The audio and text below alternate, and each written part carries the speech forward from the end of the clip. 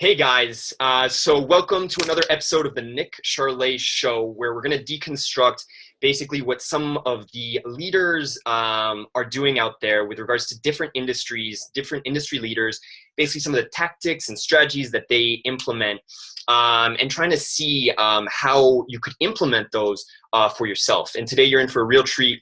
We have Imran Hossain here. I'm just going to give a bit of an intro, and then I'll introduce him into the podcast.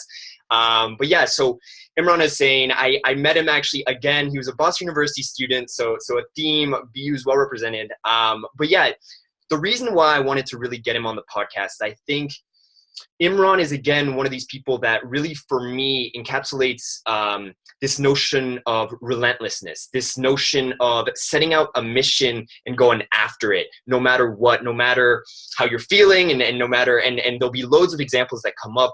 You know, he goes to the gym every single day, pretty much, and then everything with regards to his career in engineering initially, and then moving on to law. So he has an interesting story with regards to that. He studied engineering at BU, and then he ended up going to work at Ericsson, a big telephone network company. And then he moved on and made a radical decision with his life, which is another reason why I wanted to bring on the podcast. He decided to change his life completely and quit his job and basically start studying for law school, and making a pivotal moment in his life where he just changed everything. And so I'll love to speak to him about that too. But without further ado, I'd like to introduce to you Imran Hossain. Thanks for coming on the podcast, man. Hey, thanks a lot for having me, man. I'm honored to have you have me on here. Amazing. So, what I think would be good is for the listeners, what I like to do is just give a bit of a background about you. Like I say, I think you have a super interesting story. You got through engineering, you survived engineering, and I was there with you. It was painful, but we made it. Then you did Ericsson. You worked at Ericsson, an amazing top company. And you went on then to change your life radically from one day to the next. And I remember having a conversation with you when you made that change, and it was quite an intense change in your life, and it meant, changing your life completely. So that's, and I think the listeners will really love hearing that story, and getting to the point where today you're studying at Boston College in law, and you just recently secured your first placement, if I got it correctly. So all of that is amazing. But before we get into it, what would be really great is if you could just tell us a little bit about just your background, how you grew up, what type of place, like city you grew up in, or town, some of your experiences growing up that you think kind of formed you, and maybe also the story of your parents too, and how they made it to the US, how you think that formed you as well. Sure. So I grew up in a town called Princeton, New Jersey. It's the university is located there, and I grew up right outside of there. Growing up, I lived in a very interesting town. It's super diverse. At the same time, there was this sense of it's an Ivy League town, so it's like a suburbia, and that's how people were. Everyone was very educated, well spoken. And for the most part, it was a good area to be in, great place to raise kids. My parents, I'm South Asian. I'm a mix of I would consider myself ethnically Pakistani, but have some Indian, Bangladesh. That's where my parents grew up. So, it's a mutt. And so coming here, it is really interesting because, as I said, my town was diverse, but even within brown, South Asian, Arab, my name's Imran Hossain, right? So just in that, identity was always something I never really figured out, because that's something actually we will pick up on. So it's going to be one of the topics, because I'm going to want to hear in particular. I mean, we could even do it kind of now, I guess, because you're doing your background. Yeah, you go ahead. I guess the question from me would be, how was it growing up as, an ethnically, did you describe it as South Asian, sort of like male? How was it for you growing up in white America? In my town, it was so diverse, I didn't even feel I Oh, didn't know what that meant. It didn't mean anything to me. I mean, obviously, it's not to say that I go to school. There's certain small differences, like um, certain norms at home are different. Dating, things like that are a little different. But for the most part, there were so many other South Asians that you found a community, and then at the same time, there's certain things that go beyond race, which I guess um, people just can't really wrap their head around. But like you have for any? example, Oh yeah. like for example, like sports. When you play a sport like football, basketball, soccer, you're with teammates. That's one language: winning, succeeding as a group. That's all it is. Yeah.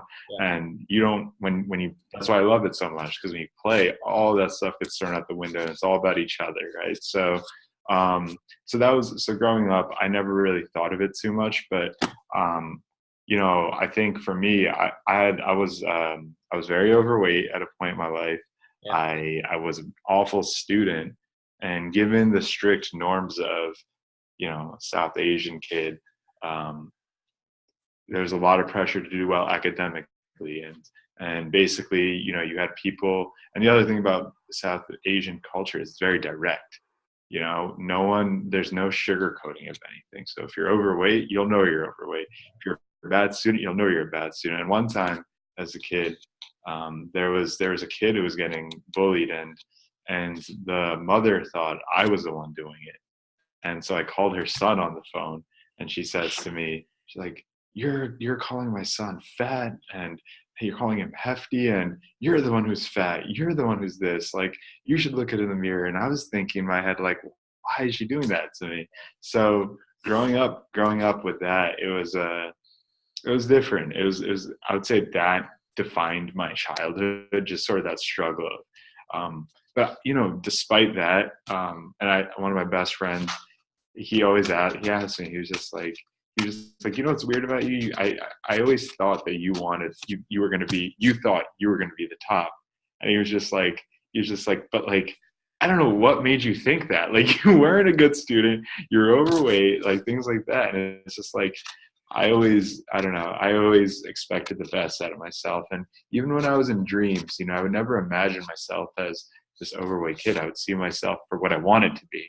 And that was defining of my childhood. And for all the strict cultural norms that were given to me by my parents, I still feel very, very blessed, because they're the ones who taught me to work hard. I mean, they came from nothing, and they were educated, but my dad started his business here. And it was much to the same thing, where it was like, he was telling me that, or my mom, my dad doesn't, he's a military type of guy, doesn't open up. My mom was telling me that, your dad, because my mom was a short story, my mom was a doctor, and she was doing well.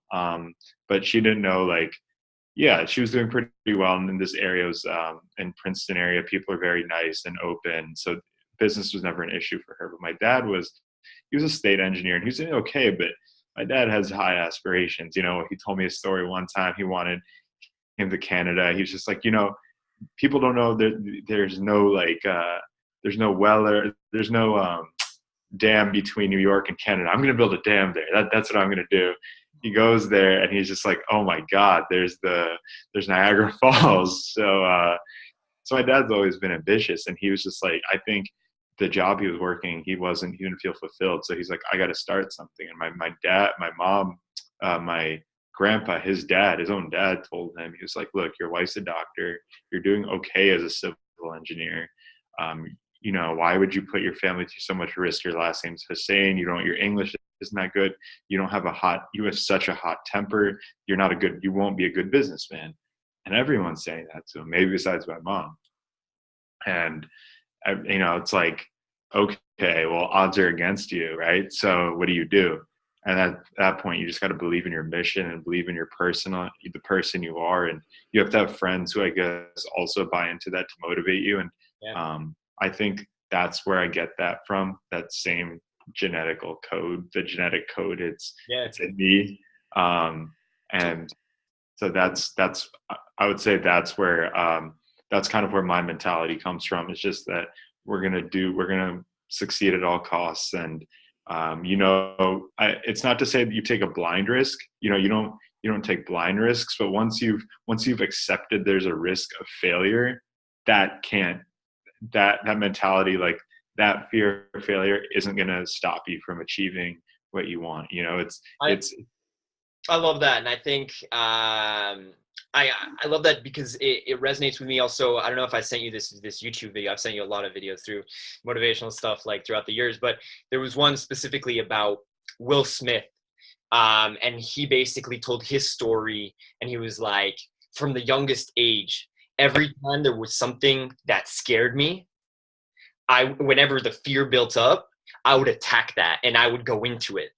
And so he just got like, the success he built in his life was literally like going step after step, like every day, whenever something scared him, he would attack it face front. And I know that you do something similar because we have conversations where, there's something ahead of you, something scary ahead. And you'll actually ask me, you'll be like, yo, bro, do you think I should do this? Like, this is pretty big. This is pretty intense. Like, I don't know if I'll make it, and every time I'm like, bro, who are we talking to? Like, do you even need to ask me? And you're like, no, like, I'm going to do it, and before we move on to that, because I'd love to hear about sort of your mentality and everything. Something I just wanted to pick up on quickly. You talked about, growing up, you were chubbier, let's put it, or like a little bigger. I don't know how you exactly described it. But you're a little bigger. Your grades, you said, were really not on par. And so I guess what would be really interesting is, what was the moment where the transformation occurred, where at some point you realize like, oh, I need to work out more, or I need to change the way my body looks, or, these grades aren't going to get me into college. And I'm just bringing up examples. I don't even know what they are for you, but when was that moment for you where like, this has got to change? I mean, I'm going to be honest. It wasn't always positive, right? Like that people when they tell you something, it's always like, oh, there was this moment where I discovered to love myself, and I'm not going to lie, that's not how it started. I think by nature, it's, if you tell me I can't do something, I'm going to go out of my way. Sorry, I'm going to go out. Can you still hear me? Or? Yep, I can hear you. Okay. If you tell me I can't do, like my mom was telling me as a kid, you used to want to get, like, I used to put something all the way up on the like a pantry. My mom told me I'd stack things because I wanted to see what was in there, and like she said you fell a lot. But not to veer off. So when I was in high school, I really wanted to go to Boston College undergrad, which has always been a dream of mine. And then everyone was like, you're not going to do it. You're dumb. You're dumb. You're dumb. And another thing was I really wanted an attractive girlfriend. That was what I wanted. And I didn't have the grades to get into Boston College Law School, and definitely didn't look, think, act the part. Not that you have to be a certain way to get a certain girl, but yeah, at that time, as a 15-year-old, you don't know any better. That's what you think, Yeah. So I was like, and then at the same time while that was happening, I think some girl, she was dating my friend on the football team, and she said something along the lines of, I've no intention of going out with this kid, but it's so funny how he really likes me. And I'm just gonna mess with him a little bit. And so she would lead me on all the time. She would just be like, hey, let's hang out sometime, and like with no intention. So when I found that out, I was like, all right, well, if you thought, to put it honestly, that lit a fire under my ass, and and then through various other fuel has, now that's, obviously I don't think about that anymore on a day-to-day basis, but that fire hasn't stopped being ignited. And I just said, this is what I'm going to do. I'm going to get here. Who's going to stop me? And I think the thing that most people, when they try to achieve something, they have the fear of failure for me, luckily, I already was a failure, right? So it's like if I fail, I'm back at point A, right? So what's the harm in trying your hardest and seeing what happens? And I didn't achieve all I hoped to achieve, but I was, even in that moment, I didn't get into BC, I got into BU. I never turned into this super stud.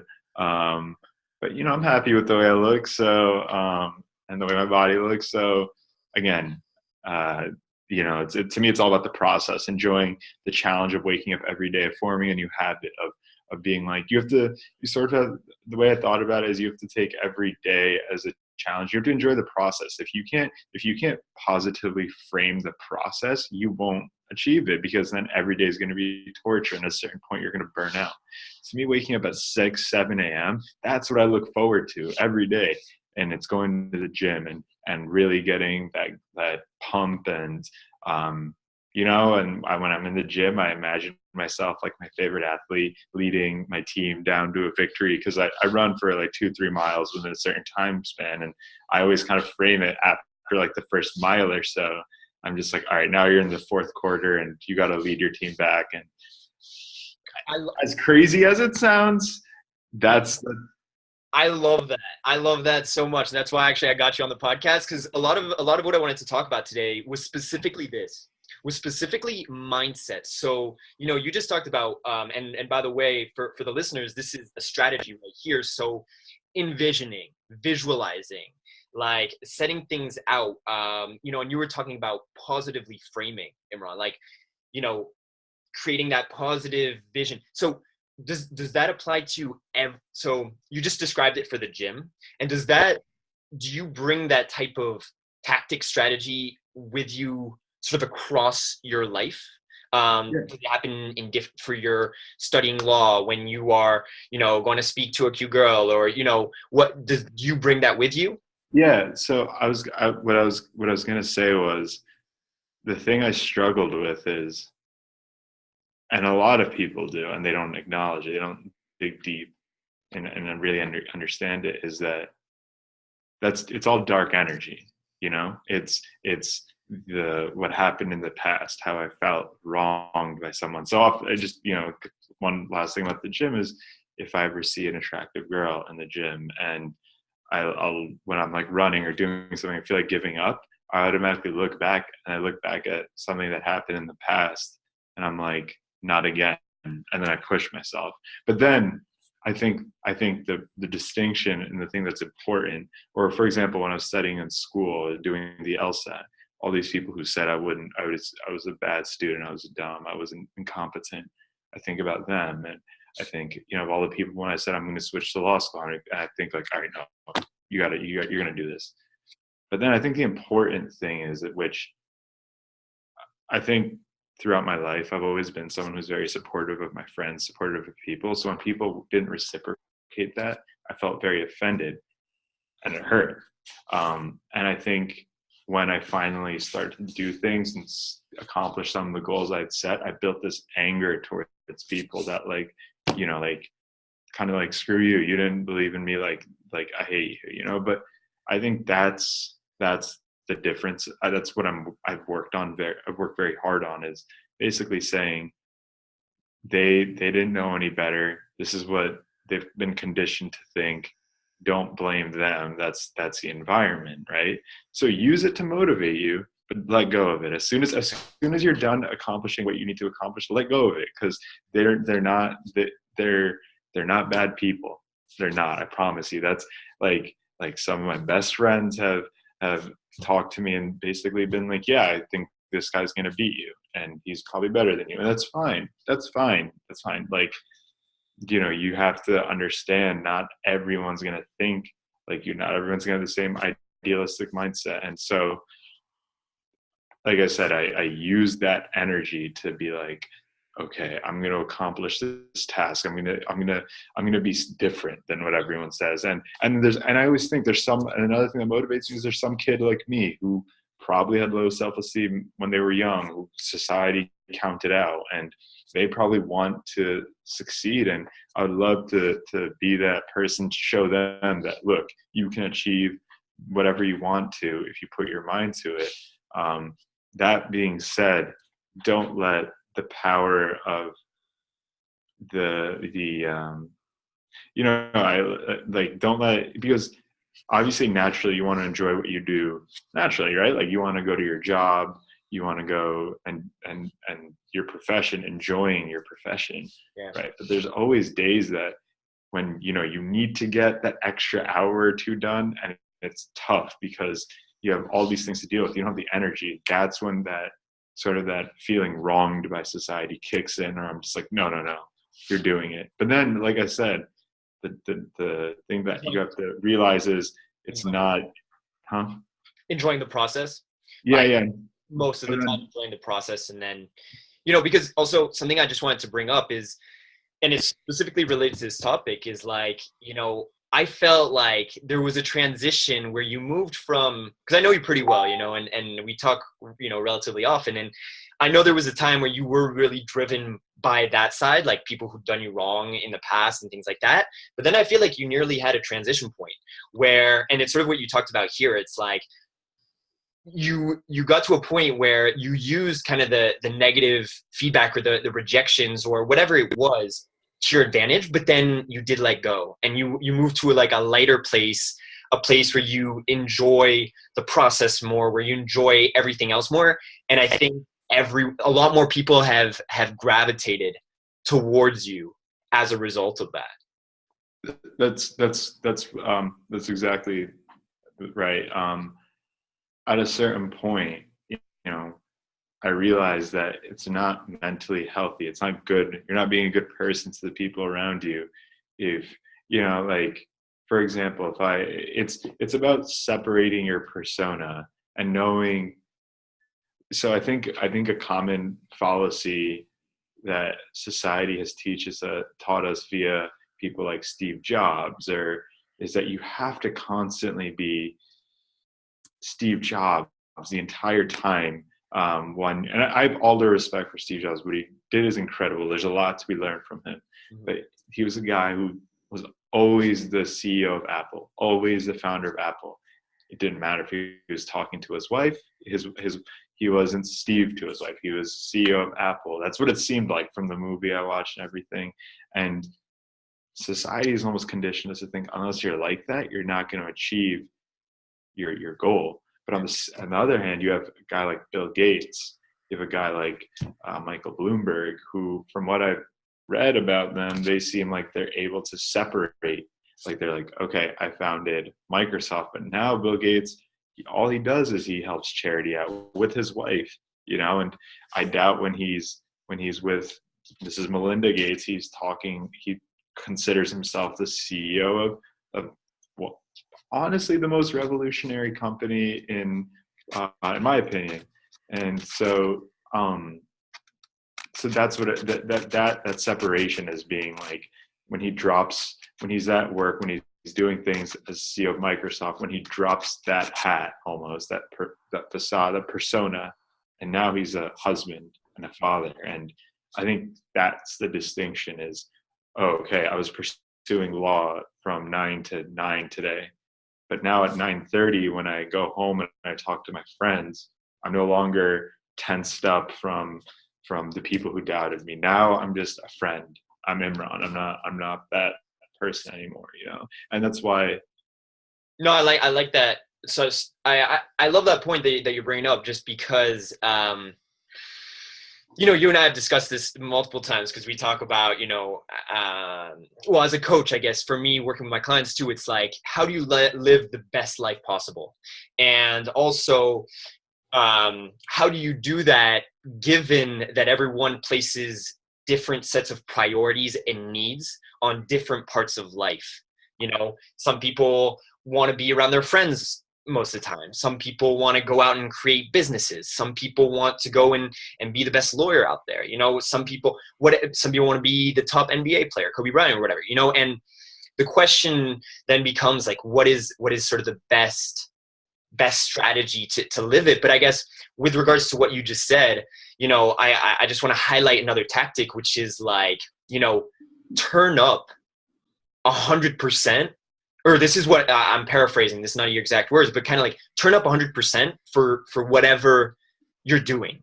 You know, if you're don't be that guy that like pulls out his laptop to if you've been working all day like you say and you come back at 9:30 and you're just chilling with your friends, and catching up. Don't be that guy that's on his laptop kind of like, typing part of an essay for the week after, kind of applying yourself 100%, with focus on whatever you're doing. I think something that's important. What I mean by balance isn't, I think, and I've noticed this with friends. I would say one of the defining things about me throughout my life has been, regardless of tests I've done, regardless of any interview I've been in, I've always been super calm.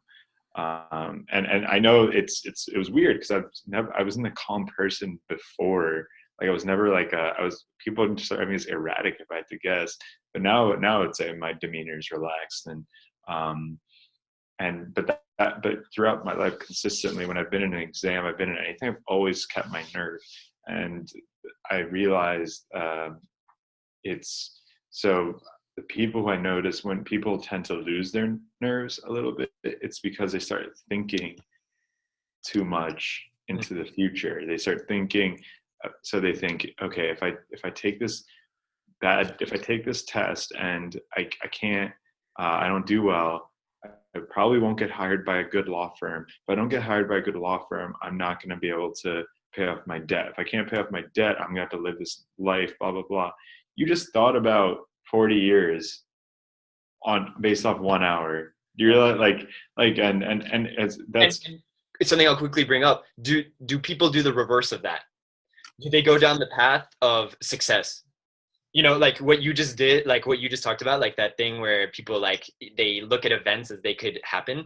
Do they do it how often do people do it the other way around? So what if my exam went super well, and then what if the company I interviewed went super? I just wanted to bring up that distinction because like you're right, most people just think of the negative outcome, and that's where the fear builds up too.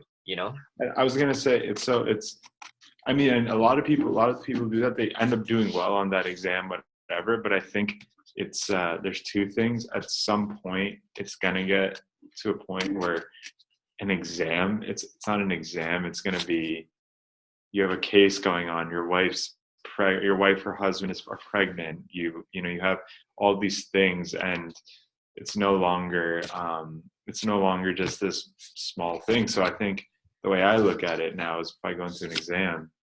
Like last semester, I went into the exam and I was like, I had the nervous thoughts, and I was like, what's the worst that can happen?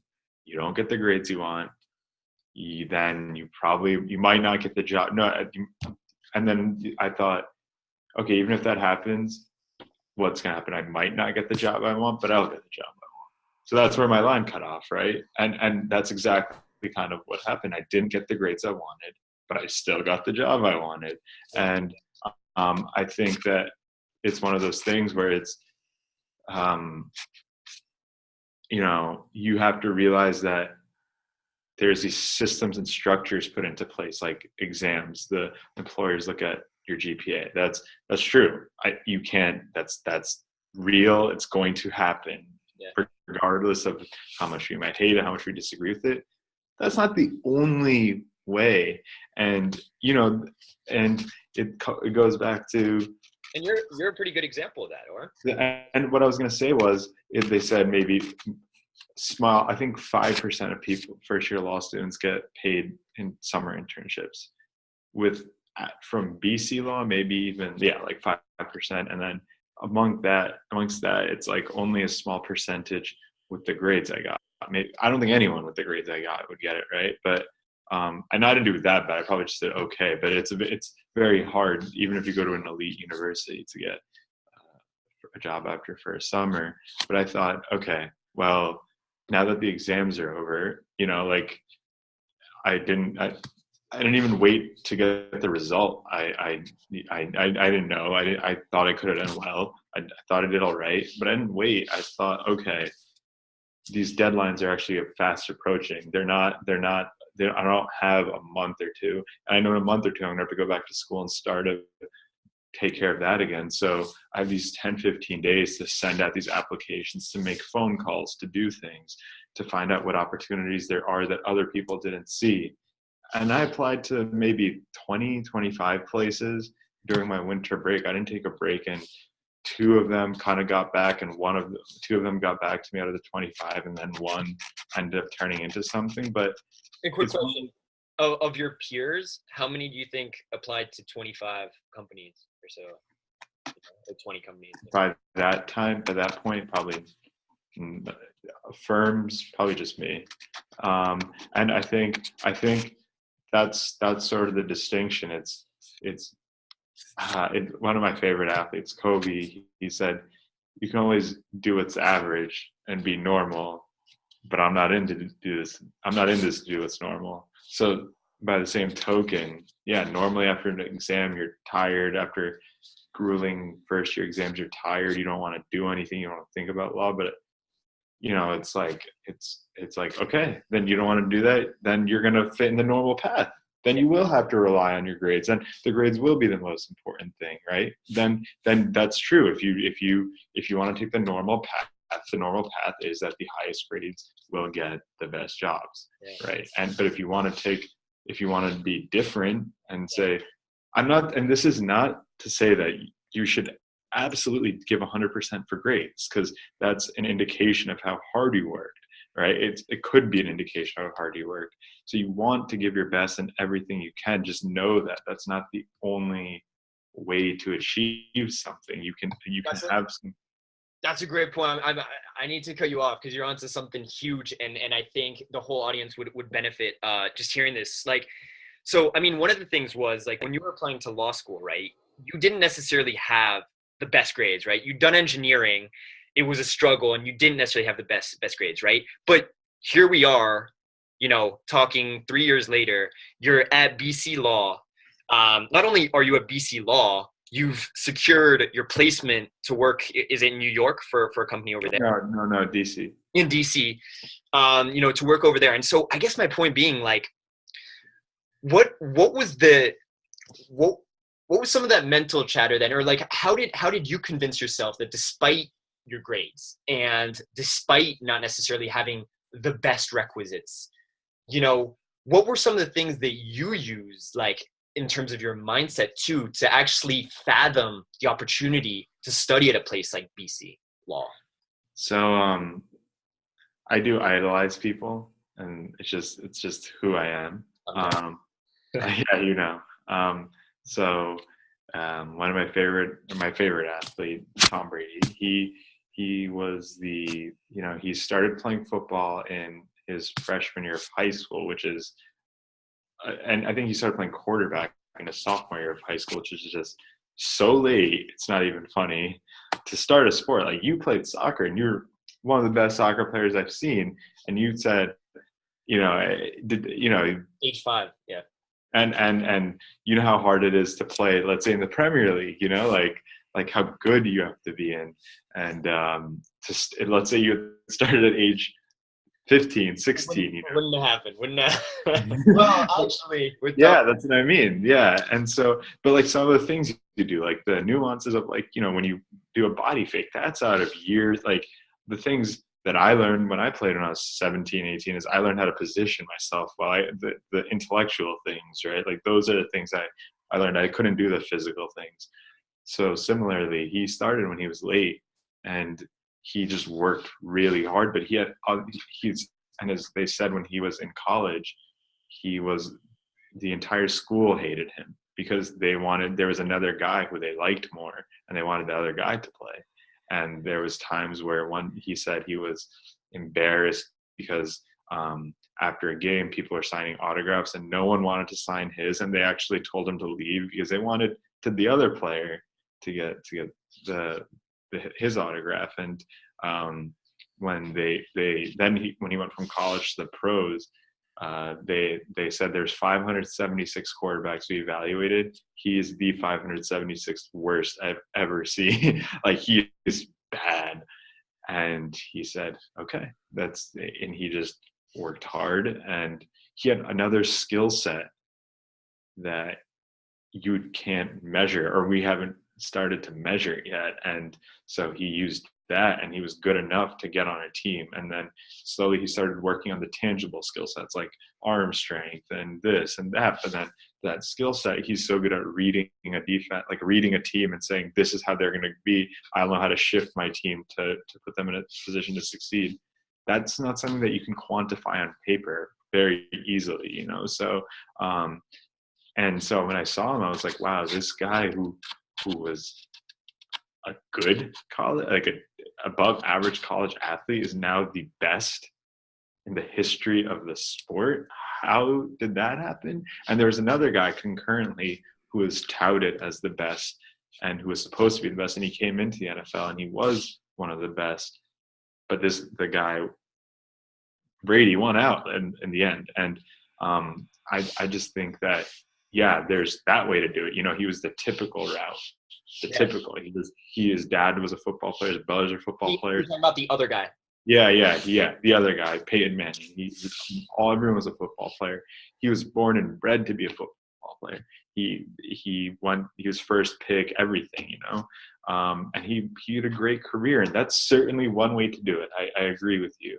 But then there's another way to do it. And I realized at a certain point, I'm not going to be that guy. And that's and I can see why people want to be that guy, right? It's like right now, everyone wants to be a Harvard lawyer, right? Because they get all the glory, they get all the love, they get all the attention. Everyone thinks Harvard lawyers or Yale lawyers are the best. People think of BC is good, but not Harvard or Yale, right? And similarly with him, it's like, I'm sure he grew up and he was like, wow, this guy's getting all this attention and I don't get any respect. And I think that's, you know, to me, it's like, one thing, his psychology, he has a performance psychologist. He had one, and he's just another example of, and I've had one in my past. His performance psychologist said to him, because he was down, he was just like, I don't know what to do. You know, should I transfer? He's like, look, I can't get you a starting quarterback position, but I can put you in a mindset to compete every day. And he said, I'll say this, when you make it, because your road has been so challenging, it'll feel that much better for you. And so that's sort of the mentality I've always had. I'm not,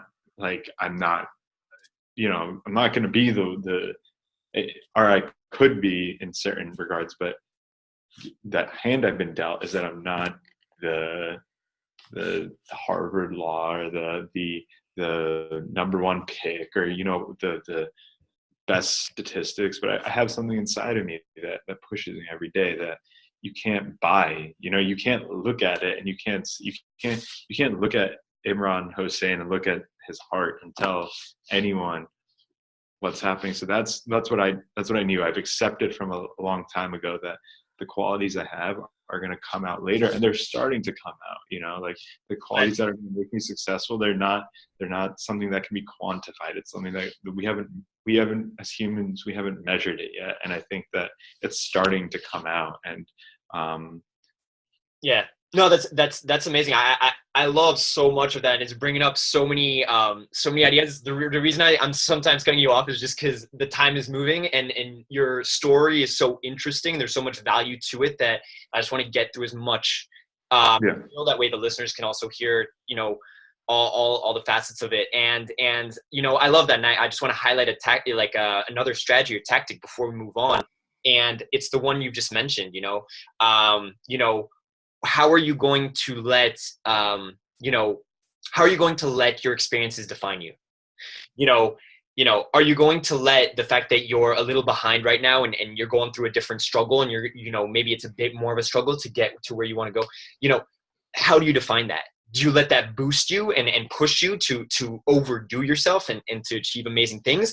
Or do you fall into the story of saying, I'm not on the right path, and so I can't get there? And I think, like you've just described, you are a perfect example of someone, when you quit Ericsson, 2 years ago or whatnot, who would have called that you'd be at BC Law and that you just have secured your first, job, or placement for the summer? who would have called it? I mean, I know I talked to you and like I was like, yeah, man, you're gonna freaking make it. But you know, like who would have believed that? You know? Yeah, it's again, it's one of those things. It's so hard not. I think as people, we're so prone to letting what's in front of us define us as people. What other people say define us as people. And you know, one of my best friends, and I love him to death, but this is the thing. Like he was saying, one of our other friends is going to another great law school, and he's doing great things. He's he's a hardworking guy. He's always been amazing person. And the friend, this mutual, the guy's doing all these amazing things. My friend was like, "How do you think you're gonna compete with?" Like, or he said, it makes sense that he expects that he's gonna be senator, president, whatever. Why do you think that? Like, society's conditioned him to think that. Why do you think that? And it's like, and some people can get their mental stimuli, their mental sense of self from their environment. And for that kid, his environment has told him that this is how it's going to be. But then I posited to my friend, I was like, what if Barack Obama had thought like that? What if Barack Obama had said, you know what, there's never been an African American president. You know, I what's the point? You know, like, why should I not? Why should I expect it? Why should I? I mean, you know, or society didn't tell me he was going to be president. No, my dad's one of my dad's coworkers. He was telling me, not a racist guy, even voted for Obama twice. He said in 1980s, 1990s, although I probably had wanted to see an African American president, I could never have said it's going to happen in my lifetime. And in 2007, when I told my family that this is happening, this guy Obama, I don't really support politicians as a person. He's an incredible story. I don't, you know, politics aside. And he was, you know, even in '07, he got elected in '08. People were like, who is this guy? You know, Hillary, she's going to be the nomination. And then when he became the nomination, everyone was like, whoa. And so, you know, I think things like that, like stories like Tom Brady, things like that, it's like if people if they listened to the expectations of other people, they wouldn't make history. So I love that. Yeah. In every Go ahead. And you can look at that in every sense. You know, we all have different struggles, you know, and I'm not saying this has to be just professionally speaking. Can be with, you know, like, within something personal, like, I've never had a significant other, a boyfriend or girlfriend. I've never done this. And, you know, like, you can be an exception is the point. And you shouldn't, the whole point I try to make is, there's nothing wrong in being the norm if that's what you're happy and content doing. If you were happy and content with your life, then that's fine, you know. But if you aspire to be a certain goal, have a certain goal in mind, you aspire to that goal, and you want to get there, and the most typical path is not available to you for some reason, find another path. And the beauty of the path, the beauty of the goal comes from the path taken to get there. The process. You know? Yeah, I love that, and I think you're bringing up so many key points, Imran. I think, you know, the listeners will definitely like what you just explained, just because, you know, what resonated for me just when you were explaining, like, you know, if you don't meet part of the standard or whatever, it's kind of like setting your own standards. You know, it's kind of like if you know, society is telling you something that you can only do it one way. You know, I remember you and I having discussions, you know, around like, how did you want to get into BC, given, you know, and you used every single asset, you know, you had under your belt, you know, to get there. And that's been your story from the start. Engineering too, you were a hustler. You always found like a way to create an opportunity where there wasn't one. Well, with engineering, it was with engineering, I didn't, you know, I I would say that was a struggle. Damn straight, bro. That was a struggle because you're I didn't know whether this is what I wanted to do forever, um, and it was a challenge because I wasn't enjoying parts of it. I wasn't enjoying having my ego torn apart every exam. Well, actually, let's make this a question just to frame it. Could you say from engineering, from your engineering story, the time you spent at BU, what was your hardest experience? So what was your harshest experience then? And what do you make of it now? How did it kind of form you? How did it benefit you kind of long term? And for the listeners too, people going through potentially a really hard time right now, like at their work or, at during their studies, what would you say to them? You know, Um, so when I was an engineering student, like my sophomore and junior year, I would say things weren't going well. I hadn't, I wasn't, the work was very intense. Um, and it was something I didn't know whether I wanted. I was fully committed to being a technical engineer for the rest of my life.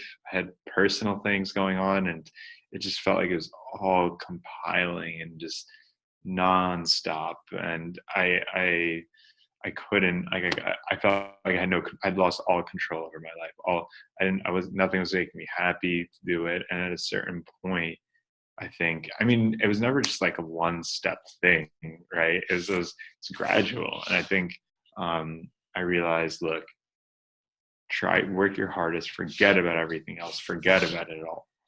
Forget about everything else. Forget about what anyone thinks. Forget what you think. Forget about what the perception of this all is. Just focus on putting yourself in the best position to succeed every day. So I'd wake up early.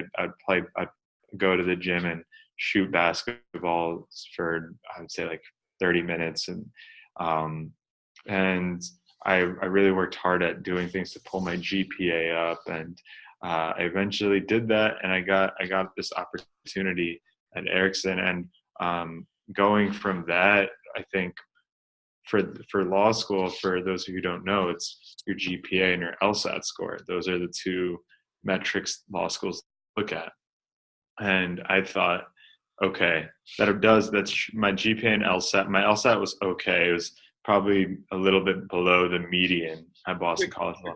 in case people didn't know, GPA in the US is kind of like your grade point average. So it's how you're doing, how you're doing in your courses, basically through your studies. And LSAT, you'd know better than me, Imran, but I guess it's the test you need to take for law to get into law school. Yeah, it's like a law school admissions exam.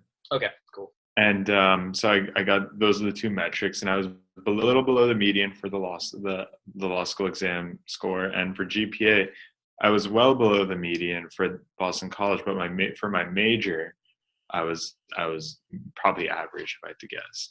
So what I did was I was like, okay, what can I do? I really want to go to this school. How do I get there? I visited once in March, and so I'd gotten to know some. I mean, I had some familiarity with how things worked.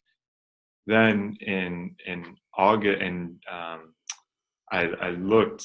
They said, look, Boston College in your neighborhood. That was one of the links. So I clicked on that, and it said New York City, which is I live very close. This from this date to that date. So I was like, okay, circle, done. I went to that, and I spoke to one of the admissions counselors, and I said, look, it's like my first choice school. I have an electrical engineering background, blah, blah, blah. This is who I am. And she's like, well, like, why Boston College? And I said, I gave the reasons. So there was things I did in between. So, okay, that happened. So she gave me her number. She's like, look, if you get between this law school score and this LSAT score, give me a call and we'll talk. And it was really funny because it was like 1 point below, it would have been really tough. 1 point above, it would have been guaranteed. And I was like right in the middle. So I was like in the who knows zone. So I was like, okay, what else can I do now? So I give her a call, and I was like, this is what I got. And she was like, would you want to speak to the dean of admissions? I had a friend that one of our best friends was in Boston. So I was like, hey, Chris, can I come to your place for 2 weekends this weekend? He was just like, yeah, sure. Great guy. That's why having great friends is always helpful. But then I spoke to the dean of admissions, and they liked me a lot. And I think I got in a few weeks later. And I think the moral of the story is that, you know, like I said, there is the GP and LSAT that you should focus on. That's the bread and butter. And if you can get it that way, then that's good. That's fine. The Whatever. requisites in life in general, like Yeah. things that are expected or whatnot to get somewhere. Yeah. Right. And if you can't get that, then you take another route. And I've always found that I've a very good, I have a very, I mean, I'm easygoing. I like talking to people. I like opening up to people. I like working in groups. So social situations, especially professional, have always come very natural to me, and being direct and honest. And I think part of it comes from being an honest person, right? Like the guy, I told him, I'm coming to your school if you take me, in not so many words, but that was the implication. And at that, then when he sees that, he thinks, is this guy being real or is he being fake? And he makes a judgment call. Is this guy being real or is he being fake? Because if I think he's being fake, then why do I risk lowering my median GPA, my median LSAT number for the school for this kid? If he's being genuine, we have something here, like then I think his other assets, his intangibles, his passion to coming up to Boston, I think I think that outweighs this difference, and Yeah. but I don't think that. I think, again, that's part of being an honest person. Being honest to yourself and honest in your work is that's an asset I have, I guess. And that's something that doesn't come up in paper, that doesn't come up in an LSAT score. So it's using your other facilities. Yeah, I like that, and I like how you brought that from sort of the epic struggle that was university and engineering all the way through Ericsson, and then getting into law school, and how it's all tied up, and even the struggle then kind of realizing that if you could make it, past that, then what else could you do, and I think for me that's always something that comes up is when I've set out a goal and I achieve it, it's like oh shit, like what else is possible? Like if I set that out and I nailed it, like what else is possible? And then the second point that came up for me with regards to what you just said was, if the norms don't allow you to pursue the opportunity that you want to pursue, change the game a little bit, change the rules, set standards that are different, and also leverage your strengths. So you knew communication was on your side. So again, it was about, putting those features to the forefront, having that meeting, getting that offer from the dean in the first place, so setting up that first meeting, with the rep from BC, but then also taking up that opportunity to meet the dean, who has big, I'm guessing is, big influencer as far as getting in. Right. I want to also add to that is, as much pressure as hard as you work on these things, if you can't accept the risk of failure, you're always going to be nervous. You're always going to be tensed up. Life's going to be miserable. I know that there's a chance that I don't achieve all that I set to achieve. I'm going to be happy knowing I worked hard and was good. I was a good teammate to everyone around me. That in itself makes me happy. Just the concept, I know I'm working hard. And then on top of that, it's, again, what I was talking about before. I'm not just Imran, the law school student. I'm also Imran, the friend, Imran, the son, Imran, the brother. So at times when I think, oh man, this is all crashing, like my school's not going well, this and that, I just talk to one of you guys, and it's as if, nothing's wrong. It's the same old, and I mean, it just probably goes contrary to what we see from certain successful people that they show, like, oh, they're constantly obsessed with this. And again, I think that for a certain percentage of people that is true, but I think I've become I would say from the time that my entire persona was invested in my career, the essence of who I am was invested in my career, to now where I've been like, my career is probably the most important thing in my life right now, but there's also other things. I would say I've probably been more successful recently and been happier while being successful. Whereas before I was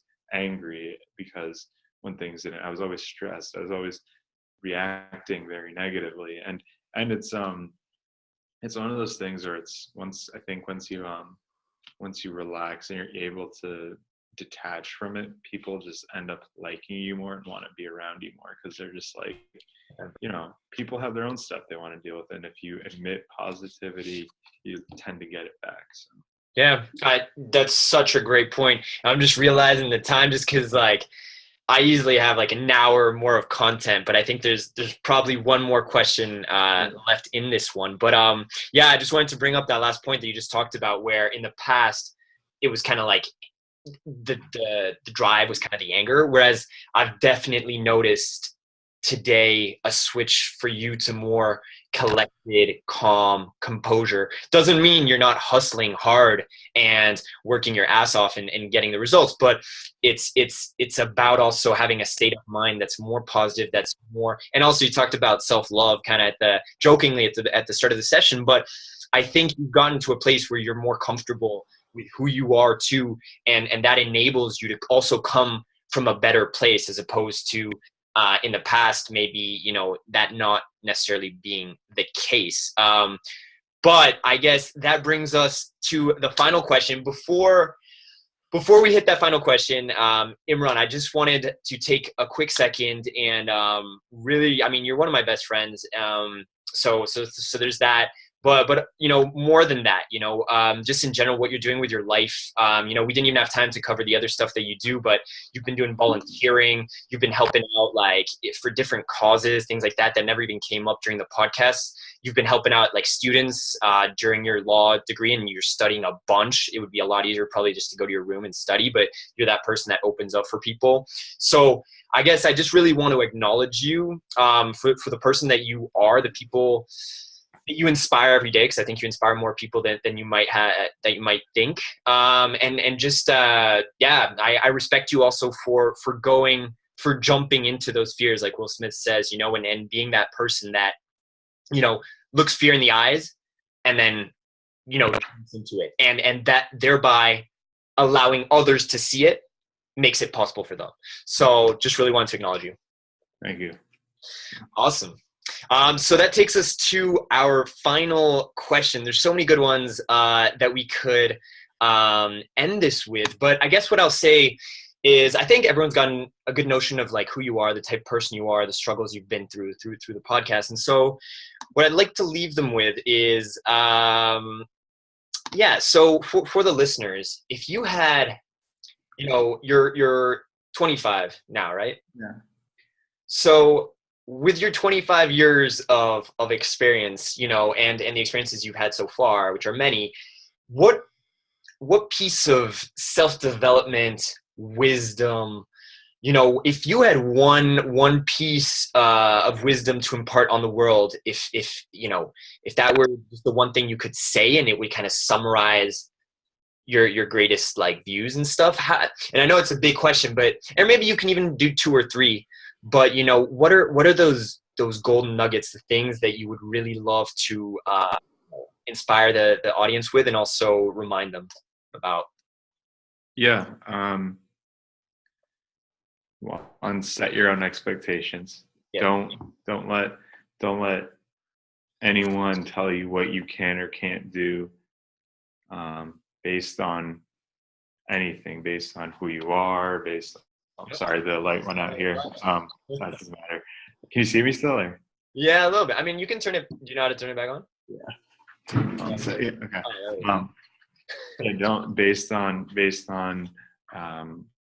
who you are, based on your ethnicity, based on your gender, based on your orientation. Don't let Don't let anyone tell you that you're not good enough. I promise you you're good enough. I promise you. That would be that's sort of the one thing. Be ready to battle, but you're good enough. You're good enough to succeed. Second thing is, and it relates to the first, is love and respect yourself. You know, don't let don't love the image. It's funny because they talk about, one of my good friends from home, really intelligent kid. He made a good point to me. He was like, narcissism is the love. It's not the love of yourself. It's the love of the image of yourself. It's not. It's when the guy looked in the pond, he loved the image of himself. He didn't love what was inside. So love yourself for who you are and what you stand for. I mean, I think that's one that That's amazing. that lacks in our society. It's why we have so much social media talking, with all these like filters and things like that. And I'm not saying everyone who does that has this issue, but I think that a lot of it can be derived from that. It's love yourself, love who you are. And I think the other thing, final number 3. I think the final piece for people. I think the biggest one that I've implemented is be the best teammate, be the best teammate you can be. And I don't mean that just in like your professional, I mean that anywhere. Like if you know someone's missing from class, just give them some notes, and or if someone didn't come into work, just shoot them a text and be like, hey, obviously all social situations are different, but it boils down to make other people feel as you would want to be felt. So I would say that's if you're going through a really hard day and someone keeps pestering you, instead of giving them attitude, and just take that extra 5 seconds of work and be like, look, John, Nico, Chris, whatever, I've had a hard day and I really want to hear your concern, but I just feel really tired right now, man. Or, and I think that goes a long way. Whereas the reasonable person, they'll be like that, I understand that this guy, he or she works really hard. And I think, things like that, or for example, I have a lot of friends who are girls in the law school, and a lot of them have struggles being a woman in a legal career. And I always try to see their point of view. I don't make assumptions. I always try to see and to me, that's part of being a good teammate. It's not making an assumption based on whatever. So just gaining different perspectives, listening to other people. So those are the 3 things.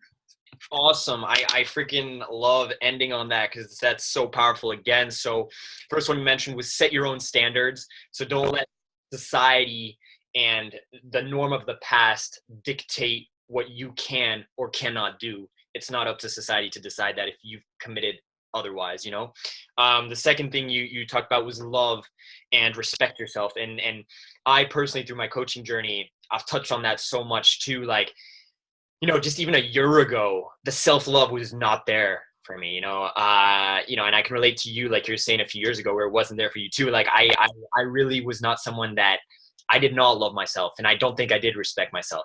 Everyone else, that's where all the love was going. And for myself, none at all. So what I've recently been doing is turn the table around a little bit, and realizing that the like you said, the more love and respect you can have for yourself, the more power, and it's counterintuitive, but the more you love and respect yourself, the more you can actually turn up for those people that matter in your life too. Yeah. So that's awesome. I love number 2. And then the third one, be a great teammate, listen better to people, take the time, don't make assumptions about what they're saying. So just take the time. And you said that with regards to everything. So not just work, but studies, probably even like partnership. Husband, wife, children. Well, the last thing, the part of that, huge part of that is, don't emit negativity in the world. If someone says something bad about you, that shows something bad about them, and we're all guilty of it to some degree. But try to minimize that, because it doesn't. if I've heard people make comments about me about the things I do, how I dress, and I don't care about how they dress. I don't care about the things they do. I don't judge them for that. But if they judge me, what does that say about them? Yeah. If something I do that has no literal effect on them other than the fact they see it offends them or makes them say something negative, what does that say about them? It's something to do with them, not me. So similarly, if you hear something, someone rubs you the wrong way, just let it go. Don't react to it. I cannot stress that enough. Take the high road. I Yeah. love it. Imran, this has been absolutely awesome. I've had a really great time speaking to you and hearing your story, and I really appreciate you coming on the Nick Charlet Show. Final thing before we end this, for people who are listening to this and who really relate to your story and would like to maybe follow you and just follow what you're doing, and maybe also, if they related to your message too and would like to keep hearing it, is there any way that they could kind of follow what you're doing and stuff? Yeah, they can shoot me an email. Okay. Yeah. My email is Hossain Okay. HOSSAINI @bc.edu. Okay. Sweet. And I'll have that in the show notes. So if they want to ask you a question, or if they just want to, if they related in any way, they just want to shoot you a comment, so they can do it at that email right there. Cool. Awesome. Yeah. Well, I guess the last thing to do is to thank you once again for coming on. Thanks for having me, and it's been a pleasure. Awesome, Imran. Thanks, bro. And yeah, excellent. I want to give a ringing endorsement to you. I mean, this has all been really good, but I don't think I could have came to this thought process, this calmness, this serenity without you. I think that I really don't think it would have been possible. So, I mean, partially why I work hard is so that I can show people, hey, this guy's stuff works, and it does work. Proof is in the pudding. So thank you so much. I really appreciate that, man. And yeah, I will always be there to support you, to push you. So it's amazing to see everything you're doing and all the success you're achieving. So it's awesome. So yeah, thanks for that. And yeah, we'll speak soon as we generally do anyway. So. Yeah. All right, man. Thanks again for coming on, man. Yeah. Bye-bye. Yep. Peace.